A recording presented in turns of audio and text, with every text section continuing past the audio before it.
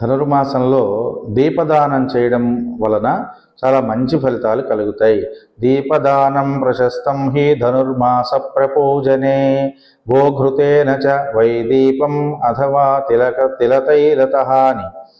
ఇది ఆవు నేతితో చేసినటువంటి దీపం కానీ లేదా చివరికి నువ్వుల నూనెతో చేసినటువంటి దీపాన్నైనా సరే దానం చేస్తే మంచి ఫలితాలు కలుగుతాయి. అఖండ దీపాన్ శక్త్యా చ విష్ణవే పరమాత్మనే అర్చయేద్యది పుణ్యాత్మ సర్వరోగాత్ ప్రముచ్యతే.